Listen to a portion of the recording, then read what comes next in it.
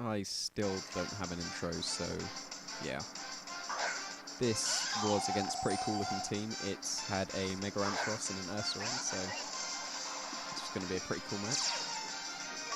His Intimidate goes first, which is standard because Hitmontop's got 70 base speed, Scrafty's got 58, so... And I've got minimum speed as well, so I can't judge how slow the Hitmontop is. But I go for the fake out on the Hitmontop because the worst that can happen is he fakes out my Scrafty. And if he doesn't go for the fake out, then I get the fake out on the Hitmontop, and it doesn't move. So he switches Cresselia into Sylveon for the Scrafty, and he doesn't go for the fake out, so I get my own fake out on his. But here's the second eject button of the day, switching straight back out into Cresselia. Yep, there it is. So, here, I've got my Scrafty, which could very easily take a Hyper Voice. But he has seen that I've got Heatran on my team, potentially in the back. So, I figure he won't go for the Hyper Voice because the Scrafty switch is way too obvious. So, I actually make a hard read here and expect a Psychic and a Psyshock onto my Venusaur. So I switch out the Scrafty, get Mega Evolution. There we are. Then I'm rewarded with a Helping Hand, not a Psychic, but still a Helping Hand. And then there's the Protect on Venusaur, predicting the Psyshock. And there it is, the Psyshock. So I managed to make that read perfectly, which was lovely. So, I still don't know the item on the Sylveon. It could be anything from Pixie Plate all the way up to Specs. I would have guessed if it was Life Orb or Specs at that point. I was banking on Specs. But, to be absolutely safe, I switch in Scrafty to take any Psychic from Cresselia.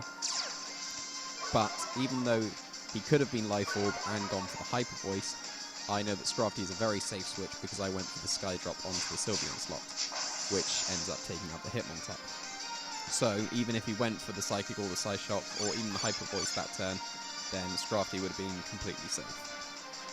And with the Trick Room up, Scrafty was then the slowest thing on the field, so I figure that he wouldn't want to take a knockoff from his Cresselia and want to switch it back into Sylveon to take the knockoff, which I am rewarded with my switch to Venusaur, ready for the poison move straight into the Sylveon. And here's the Sky Drop. Even intimidated, this banded Sky Drop does about 75% to the Hitmontop, which is amazing.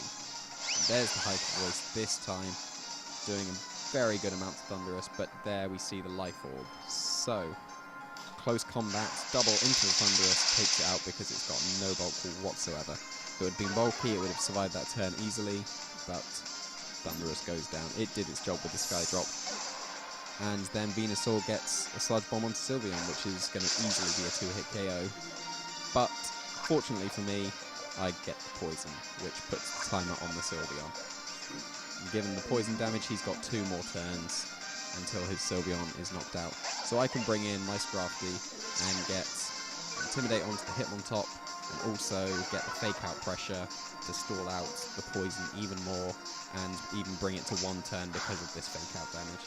So he doesn't end up protecting, so his Sylveon's going down this turn, but Scrafty takes the close combat, but because of the Intimidate, only just over 50% damage, which is lovely, and I get the Giga Drain onto the Hitmontop for the knockout. Don't know if the close combat special defense drops meant that it would have survived otherwise, but I would have thought not. But there, I get the double knockout this turn. Really nice, so it's 3v2 at this point. Haven't seen his final Pokemon.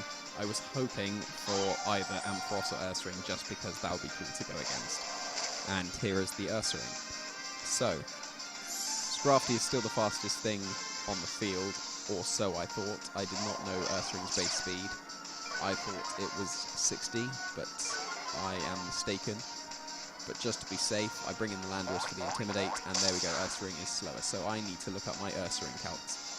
But with the Intimidate and no burn or poison from the guts, the Facade does not knock out Scrafty, and I get a lucky critical hit, which didn't really matter in the end, but gets a lot of HP back, and he goes for the Psychic on the Venusaur slots, not the Ice Beam, which was quite fortunate for me.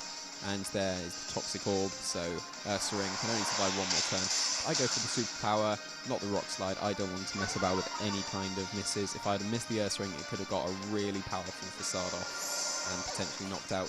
He could have got a double knockout this turn if he had Facaded and Ice Beamed. He ended up Ice Beaming, so he would have got the double knockout. I didn't want to risk any Rock Slide misses. So Superpower may have been overkill in that situation, but it guaranteed the win, because then I can just get the knockoff onto Cresselia, doing decent damage, but then this has pretty much wrapped up the victory for me, because I've still got my Venusaur. I can play very safe.